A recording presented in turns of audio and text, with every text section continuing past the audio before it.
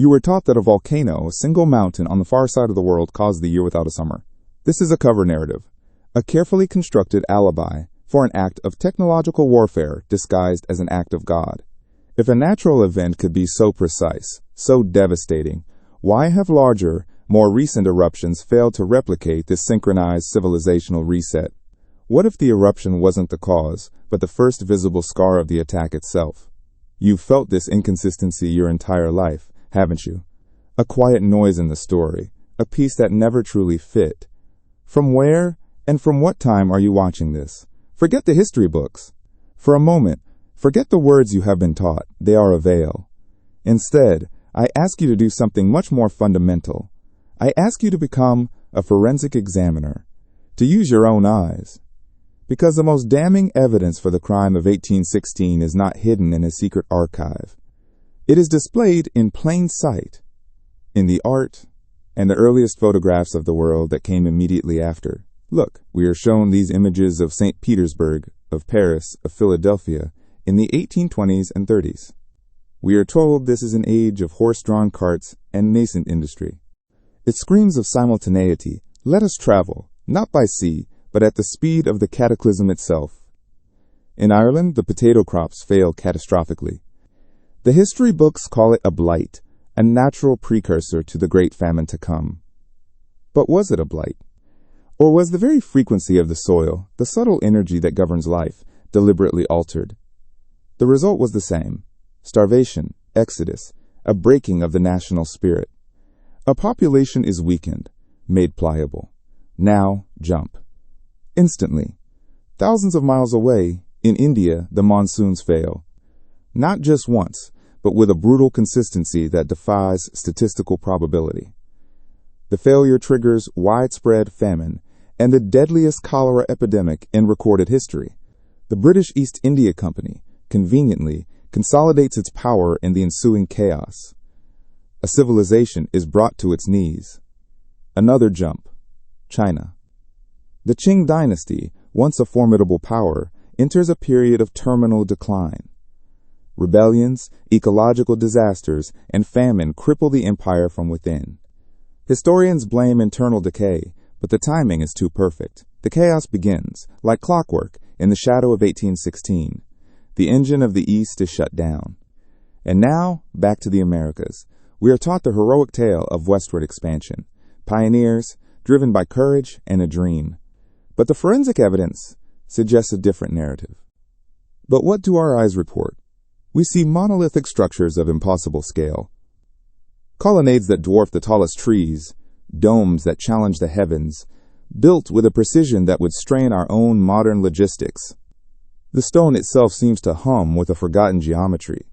The streets are not muddy tracks. They are vast, perfectly paved avenues, wide enough for processions of giants. And yet, they are empty. A profound architectural silence hangs over these cities. It is an unnatural quiet. The quiet of a theater after the real audience has long since vanished. This is where the anomaly becomes a scream. Look closer at the few human figures scattered in these grandiose landscapes. This is the peasant's paradox. They are not the proud builders of this world. They are ghosts haunting a ruin. See the man with his rickety handcart, a speck of dirt in desperation against the cyclopean masonry of a bank he could never have financed. See the women in their drab, simple clothes, huddled near a doorway whose scale was designed for beings twice their stature. There is a terrifying disconnect, a cognitive dissonance so profound it feels like a glitch in the historical matrix. The infrastructure belongs to a Type 1 civilization. The inhabitants look like the traumatized survivors of a global collapse. It was not a migration of ambition, but a frantic scramble of survivors. Refugees fleeing the collapsed, famine-stricken East Coast, pushing into lands that were already strangely empty, dotted with colossal earthworks and inexplicable ruins of a far older, far more advanced civilization. Each of these events, we are taught in our separate classrooms, under our separate flags, was an isolated tragedy, an Irish problem, an Indian problem, a Chinese problem, an American opportunity. This is the foundational lie of the control matrix. It fragments a single, unified event into a dozen disconnected anecdotes to prevent us from ever seeing the full schematic of the attack. It was not a random cloud of volcanic ash drifting on the winds. A cloud does not selectively target the breadbaskets of a global empire. A cloud does not precisely dismantle rival power structures on opposite sides of the planet at the exact same moment. This was not weather. This was a weapon. A targeted strike against the energetic or agricultural grid of a single, unified, global civilization. The civilization they call Tartaria. What we are witnessing is not a series of unfortunate events. We are looking at the digital footprint of a coordinated shutdown, a planetary-scale demolition. The great silence fell not just on one nation, but on them all. They don't walk with the confidence of owners. They wander with the hesitation of squatters, occupying a world they did not build and do not understand. Look closely at this image. Do you feel it? The profound, chilling impossibility? If you see this disconnect with your own eyes, confirm it. Signal your agreement with a like, so this visual evidence can break through the engineering of our collective forgetting. And the crime scene extends from the scale of the cities down to the very soil they are built upon. The chronicles of 1816 do not speak of a gentle white snow. The accounts from that year without a summer describe something alien. They speak of a precipitation that was red, yellow, brown, a foul-smelling dust that fell from the sky, choking the sun and poisoning the land.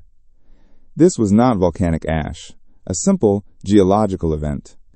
This was a toxic precipitate, an atmospheric agent designed to freeze, to starve, to cleanse. This was the first phase of the weapon. The second phase was the burial. Why do we see, across the world, in countless cities from this era, buildings with windows and ornate doors at ground level, leading directly into the dirt? The official narrative offers clumsy excuses about changing street levels, a slow, organic process. Simultaneously, this pattern, this architectural fingerprint of a lost golden age, is not confined to the history books or to distant capitals. It is all around you. The evidence is hiding in plain sight. It's in the grand, oversized courthouses and small county seats, the monolithic post offices in forgotten towns, the state capitals built with a precision we would struggle to replicate today. These structures are everywhere. Have you not seen them?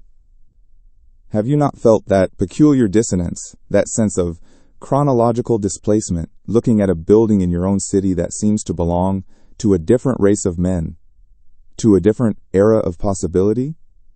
Tell us, where have you seen these silent monuments? They are the tombstones of a world we were never meant to remember. But the most chilling piece of this synchronized collapse is not in the buildings left empty, but in the human inventory created to refill them. A global cataclysm of this magnitude, a weapon that triggers famine, disease, and social breakdown, has a predictable demographic outcome. It kills adults. It kills the keepers of knowledge, the workers, the soldiers, the parents. It leaves behind a surplus of the most valuable commodity for a new world order: children, orphans, blank slates. Look at the records for the period immediately following 1816. But our reason rejects this. No sane architect designs a grand entrance to be a basement window. What we are seeing is not organic change. We are seeing the physical evidence of a sudden, catastrophic event. A massive liquefaction and deposition of soil. A mud flood. The winter was the kill switch. The mud was the concrete poured over the crime scene to bury the civilization that came before. We live on top of their world. We walk on their buried boulevards. The evidence is not in a book. It's right beneath our feet. A silent, architectural testament to the greatest act of erasure in human history. And so we arrive at the heart of the deception.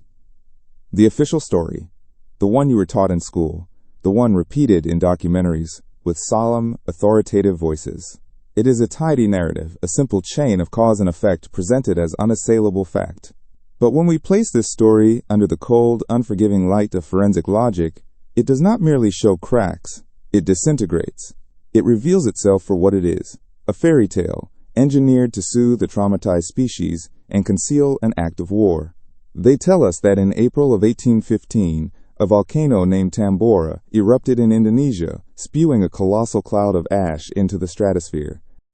The 1820s, 30s, and 40s. You will find an explosion, an absolute pandemic of orphanages, foundling hospitals, and asylums. And from these institutions arose one of the most sinister and misunderstood phenomena in modern history, the orphan trains. The official narrative paints this as an act of charity. Homeless children from the crowded, dirty cities of the East Coast were shipped to the Midwest to find new lives with farming families. It is a heartwarming tale of Victorian benevolence. It is also a complete fabrication. This was not charity. This was a repopulation and indoctrination program on a scale that is difficult to comprehend. These were not merely children who had lost their parents. They were the raw material for a new humanity. A generation, memory wiped at birth, with no connection to the world before the reset. No grandparents to tell them stories of the old ways, of the free energy, of the magnificent cities, and the peace that reigned before the artificial winter. They were loaded onto trains, thousands upon thousands of them, and distributed like parcels across the continent. They were used to populate the empty towns and work the empty farms that had belonged to the generation that was wiped out. They were given new names, new birthdays, and a new, simplified history, the very history we are taught today. A year later, this cloud conveniently and uniformly shrouded the entire northern hemisphere, plunging it into a bizarre, artificial winter. The connection, we are assured, is a triumph of early scientific deduction. This is the narrative of coverage, the lullaby sung to a civilization of orphans. Let us begin by examining its most glaring absurdity, the chronology. We are asked to believe in a world of impossible speed, a world where information outran the technology that carried it. Picture the year 1815. There is no telegraph. There is no global news network. There are no steamships cleaving the oceans in a matter of weeks. There is only wood, canvas, and the capricious mercy of the wind. A message, a piece of news, a scientific observation from a remote island in the Dutch East Indies would take months, if not the better part of a year, to reach the academic halls of London, Paris, or Boston. And that is just for the initial report to arrive, for the scientific community of the day to then receive corroborating reports from India, from China, from North America, to gather the data, to debate the myriad of local, nonsensical explanations, and to finally, unanimously, point a finger at a single obscure volcano half a world away. That process would not take a year. A history that begins, conveniently, right after the cataclysm. These orphanages and trains were the assembly lines of the new civilization. They were indoctrination centers, designed to produce a compliant workforce, severed from its own ancestral memory. The first generation of the reset, born into a world of magnificent ruins which they were told their primitive horse and buggy ancestors had just miraculously built. The ultimate cognitive dissonance. The ultimate act of control. They did not just inherit the earth, they inherited us. We are the descendants of this program. A species raised in the shadow of a forgotten grandeur, taught to believe our own amnesia is the natural state of progress. We are the children of the orphans, and our history was stolen from our cradle. And so, the great silence fell. After the engineered winter, after the deluge of mud, a new kind of human walked the earth. Not a builder, not a creator, but a survivor, an inheritor. Imagine them, small and bewildered, stepping out from their crude shelters into the dawn of a reset world. They look up, and they see the impossible. Towering structures of intricate stone and metal, scraping a sky that had only recently tried to kill them. Cities built for giants, now populated by orphans. Streets wide enough for machines they could not conceive of, now tracked by the lonely ruts of a hand-pulled cart. It would take a decade, or more, yet the explanation was solidified with a speed that defies the logistical reality of the era. The effect, the global, synchronized deep freeze of 1816, was instantaneous. The supposed cause, however, was a slow-moving ghost, a rumor traveling on the currents of the sea. The velocity of the cataclysm belies the velocity of the explanation. This is a profound logistical paradox. It is the equivalent of a detective in London solving a murder in Sydney in real time by reading a letter that hasn't even been written yet. The explanation did not arise from the evidence. The explanation was a narrative patch, a piece of code written after the system had already crashed, designed to make the catastrophic failure look like a natural, random event. It is a retroactive fabrication. Then there is the myth of the scientific founder. We are meant to envision a handful of brilliant men of science poring over weather charts by candlelight, suddenly connecting these disparate dots into a cohesive, global theory. This is a romantic and utterly baseless fiction. The science of climatology did not exist. Meteorology was a primitive art, more akin to folklore than to data-driven analysis. These men possessed no atmospheric models, no concept of a jet stream, no way to accurately measure, let alone predict, the global impact of a stratospheric aerosol veil. This is the scene of the crime. After the evidence has been washed away by the storm, this is the beginning of our modern age, an age founded on a profound and tragic misunderstanding. We entered a palace, and believing it to be a cave, we lit a fire in the center of the floor. This is the birth of the great cargo cult. An anthropological term, usually reserved for describing isolated island tribes who witnessed advanced technology for the first time, a plane dropping supplies from the sky, and began to worship it. They would build effigies of airplanes from sticks and vines, hoping to summon the return of the gods and their miraculous cargo. We are told this is a primitive, exotic phenomenon. But it is not. It is the defining characteristic of post-reset humanity. We are that tribe. The entire planet is our island, and the ruins of the previous world are our mysterious cargo. The survivors of the 1816 cataclysm huddled in the only structures that remained standing, the colossal, indestructible buildings of the Tartarian civilization. But they did not understand what they had found. They sought shelter in what was once a resonant power station, a node in the global energy grid. They felt the strange acoustics of its vast metallic dome, a space engineered to manipulate frequencies. To claim they diagnosed Tambora as the culprit with such speed and certainty is to grant them a prescience bordering on the supernatural. The truth is far more mundane and far more sinister. Tambora was not a discovery. It was a scapegoat. It was the perfect culprit for an age of limited information. It was distant. It was exotic. It was, for 99.9% of the affected population, completely and utterly unverifiable. No one in famine-stricken Ireland or snowbound Vermont could book passage to the Dutch East Indies to check the facts.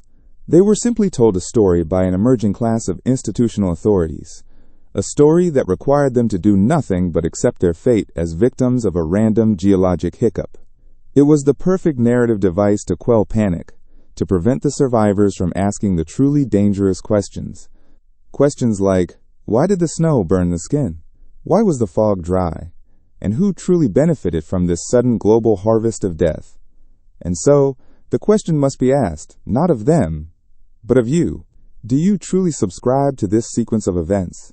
Does the official script resonate with your own logic?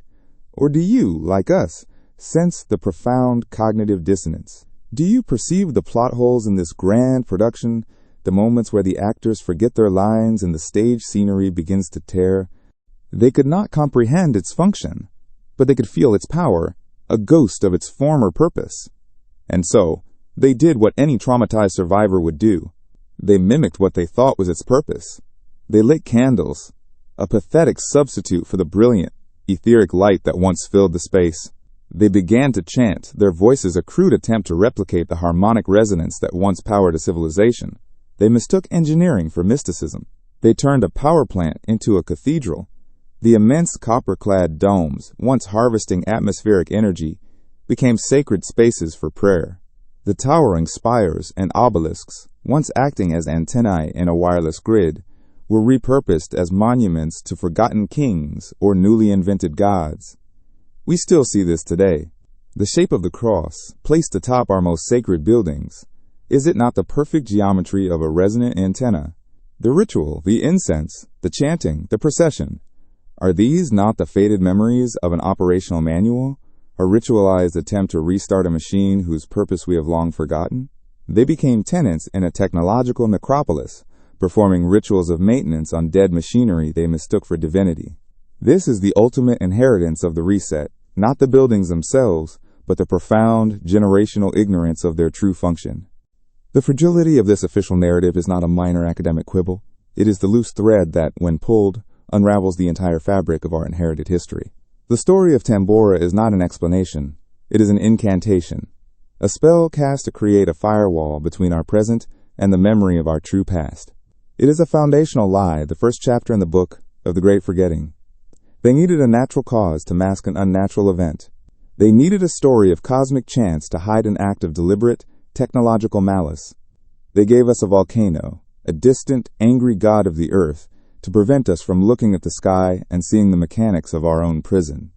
The official story is a tranquilizer, designed to keep us from realizing that we are living in the quiet aftermath of a war we don't even know was fought. It is not history. It is a lullaby, sung to keep a generation of survivors asleep. A story too simple, too convenient, too neat. We have dismantled the fairy tale. We have exposed the nursery rhyme sung to us to hide the sounds of a war we don't even know was fought. But a cover story is more than just a convenient lie. It is a fragile shield. We became the curators of a museum we did not build, dusting off exhibits we could no longer operate. This deep cultural trauma was not just encoded in our architecture and our religion. It bled into our art. It became the phantom limb of our collective psyche. Consider Mary Shelley writing her masterpiece, Frankenstein, during that very dark, cold, sunless summer of 1816. The official narrative calls it a work of Gothic fiction, the birth of a new genre. We see it now for what it truly is, a psychological transcript of the cataclysm. It is a haunting allegory for what had just happened to the world. A story of a creator who unleashes a technology, a creature, so powerful and so unnatural that it turns on its master and destroys everything he holds dear. This was not fantasy. This was a processing of fact. Shelley was not inventing a monster. She was documenting the nature of the weapon that had just broken the world, a technological hubris that resulted in planetary winter. The entire Romantic movement that followed is the artistic signature of a species suffering from global post-traumatic stress disorder. The obsession with sublime, terrifying nature, the fascination with epic, overgrown ruins, the melancholy and the longing for a lost, golden age. And shields are meant to be tested, not with speculation, but with the cold, unforgiving pressure of mathematics. History, you see, is not just a collection of dates and names. At its core, it is a ledger, a balance sheet of energy expended, materials moved, and calories consumed. If the numbers on this ledger do not add up, then the story is not history. It is fraud. And the story of the 19th century is the greatest accounting fraud ever perpetrated. Let us perform the audit. The official narrative insists that the years following 1816 were a time of unprecedented misery. A poverty trap, they call it. Famine stalked Europe. Crop failures led to mass starvation in New England. It was a world on its knees, a civilization teetering on the brink of collapse, with populations displaced, economies shattered, and the social fabric torn to shreds. Now hold that image of despair in your mind, a world of starving, desperate people. And now consider the Erie Canal. Construction began in 1817. In the two immediate times aftermath of the global cataclysm, this was not a small ditch. It was a man-made river, 363 miles long, 40 feet wide, and 4 feet deep. An engineering marvel that would connect the Atlantic Ocean to the Great Lakes. This was not an aesthetic choice. It was a symptom. The artists of the 19th century were painting their own reality. They were a people living amongst the beautiful, decaying bones of a far superior civilization, trying to make sense of their own diminished existence. They were documenting the cognitive dissonance of their time. The art of the era is a lament, a funeral dirge for a world that was stolen in plain sight. They felt the loss even if they could no longer name what had been lost. And we are the children of this loss. We carry this ritualized forgetting in our very bones. We walk the same wide streets. We enter the same repurposed buildings. And we feel that same nagging sense of inadequacy. We feel that something is profoundly wrong with the scale of our world. We are told a story of linear progress, of humanity struggling out of the mud to build these wonders. But the evidence of our own eyes tells a different story. It tells a story of inheritance, of appropriation, of a profound and tragic amnesia. We are not the builders. We are the survivors, mimicking the ghost of the past, hoping that one day the cargo will return. If this vision of an amnesiac humanity, of a species living in the shadow of its own forgotten greatness, resonates with you on a level you cannot quite explain, then you are beginning to remember. The narrative they sell us is one of hardy pioneers, with shovels and mules, triumphing over nature. But this is not a story of triumph, it is a story of impossibility. Let's do the math they hope you will never do. To dig this canal required the excavation of more than 7 million cubic yards of earth and rock, all, allegedly, by hand. Let us be generous. Let's assume a strong, well-fed man can move 2 cubic yards of earth in a grueling 10-hour day. To complete this project in the 8 years it took, you would need a constant workforce of thousands upon thousands of men. Now the first question, the most brutal and obvious one, who fed them? A project of this scale requires a staggering food surplus. Each man, performing hard manual labor, would need at least 3,000 calories a day, just to function. We are talking about millions of pounds of grain, salted meat, and potatoes. Where did this food come from in a world supposedly gripped by global famine? Where were the farms with massive surpluses to sell? Where was the logistical network of wagons and barges to transport this mountain of food to a moving work site in the wilderness of upstate New York? The balance sheet is already bleeding red. Make sure you are subscribed. We need awakened minds to piece together the fragments of our stolen history. We have been trained to think of catastrophe as chaotic. An accident. A random act of nature. But the event of 1816 was none of these things. It was precise, it was surgical, it was an execution. This was not the undirected rage of a volcano. This was the cold, calculated application of a weapon. A weapon of resonant frequency, a targeted symphony of plasma detonations in the highest reaches of our atmosphere. A silent, invisible strike against the very source of the old world's power. The goal was not merely to kill, it was to unplug a world.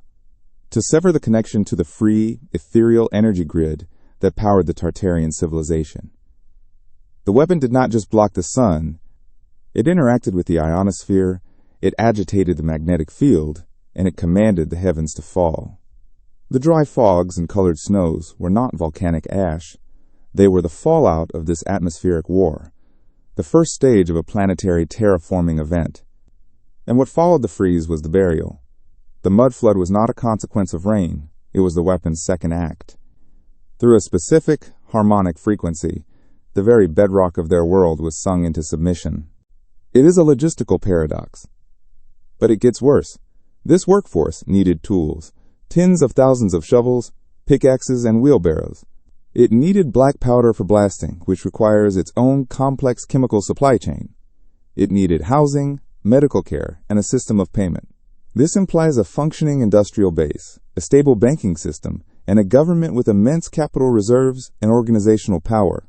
Yet, we are told this was a time of bankruptcy, collapse, and chaos. The cognitive dissonance is deafening. They are asking us to believe that a civilization on its deathbed, gasping for air, suddenly found the strength to run a marathon. It is an insult to our intelligence. It violates the fundamental laws of physics and economics. The energy output simply does not match the alleged energy input. The only logical conclusion is that the input was never made. The infrastructure, or at least the advanced earth-moving technology to create it, was not built in 1817. It was found. It was Gara commissioned.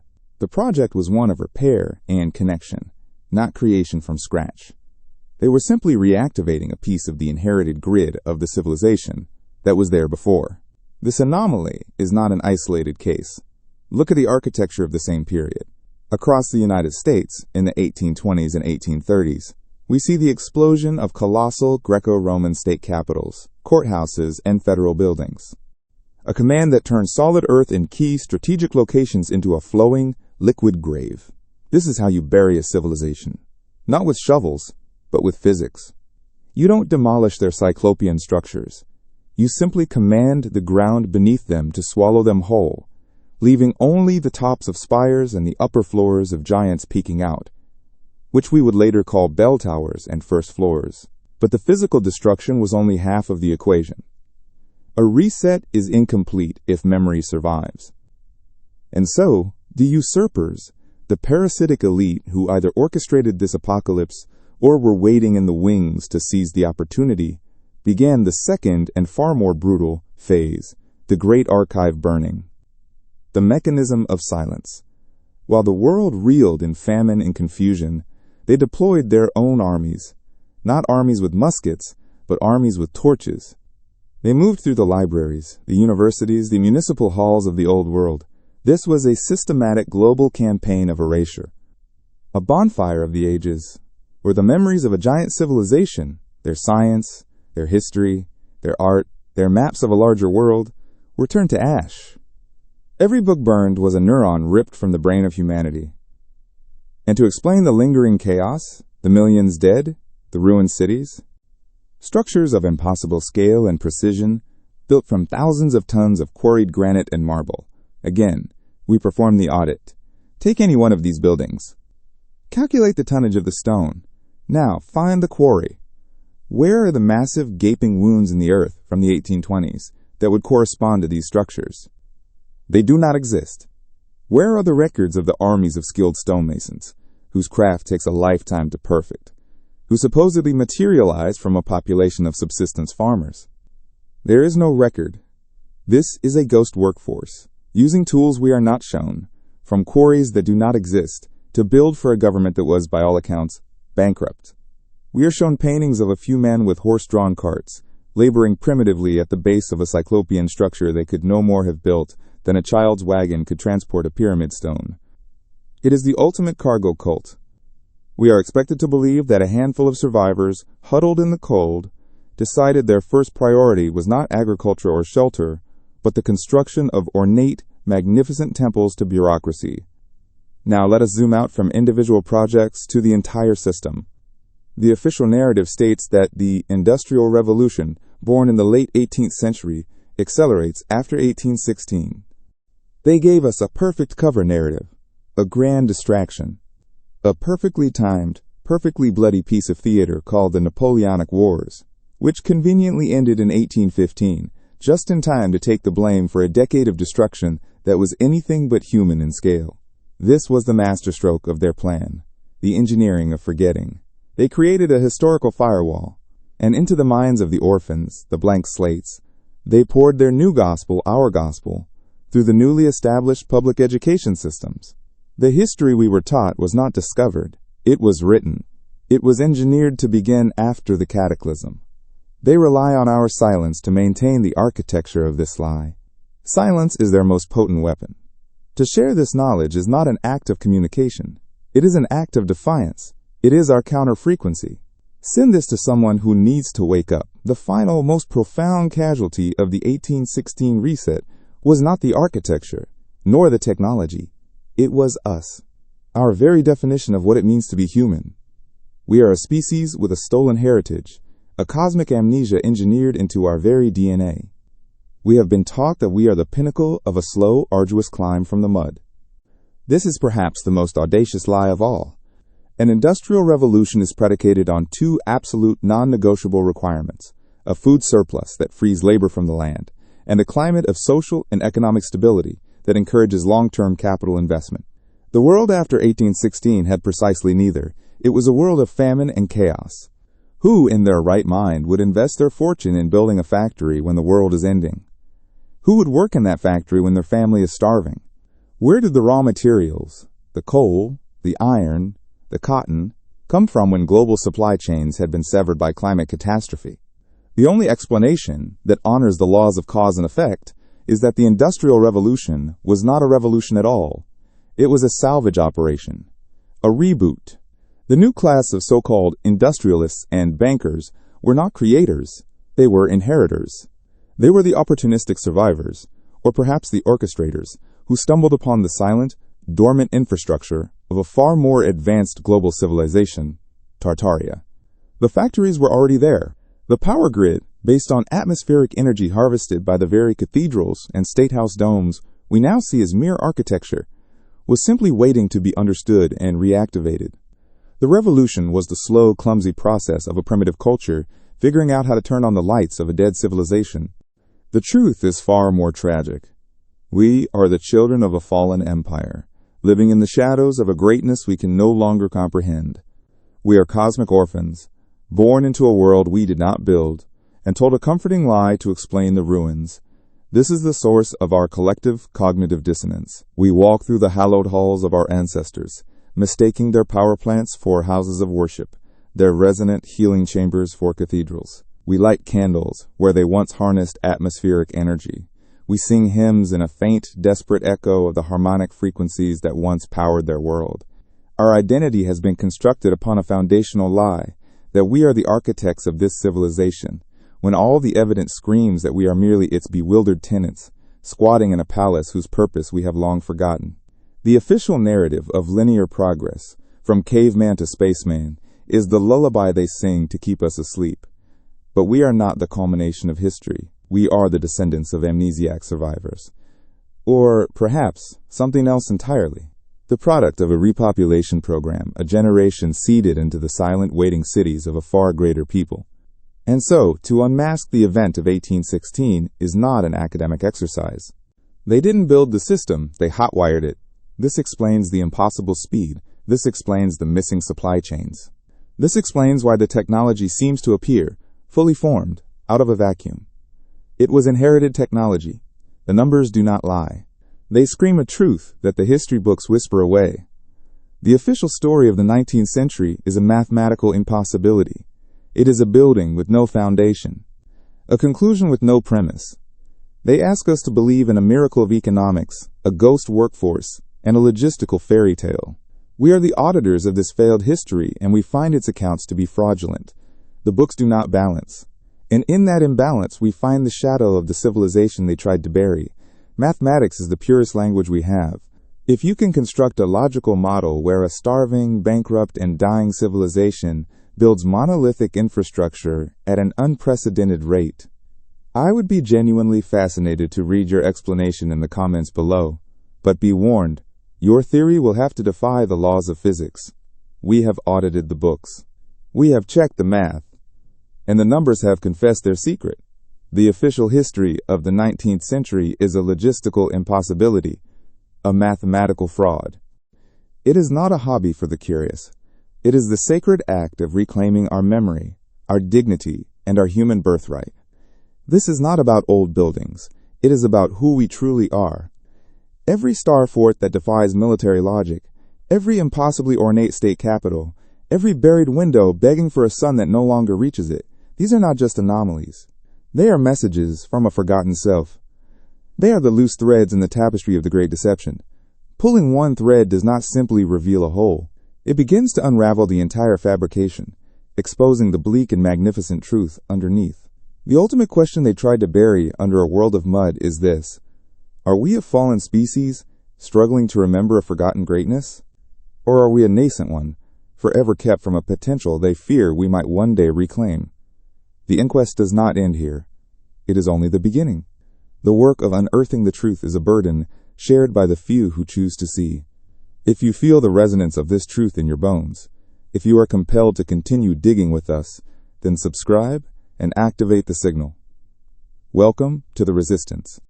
The narrative they have sold us, of a civilization rising from its own ashes in the midst of a global famine, building colossal infrastructure on empty stomachs and with phantom resources, does not compute. It is a ghost story told to children to hide a crime. The evidence of this crime is not found in what was built, but in the glaring, impossible vacuum of its creation. The infrastructure was not built, it was found. The progress was not innovation, it was salvage, a desperate reactivation of a technology they barely understood. But this anomaly, this deep structural fracture in the timeline, was not a localized event. It was not confined to the Erie Canal or the burgeoning factories of Manchester. What we have uncovered is not a single point of failure in the historical record. It is the blueprint of a synchronized, global termination event. Prepare yourself for a sense of vertigo. The lie is not just deep, it is wide. It spans oceans and continents with a terrifying, uniform precision. We are told to think of the world in the early 1800s as a patchwork of isolated empires, communicating at the speed of a wooden ship. A crisis in one corner of the globe would be faint, year-old news in another, but the data from 1816 and the years immediately following tells a different story.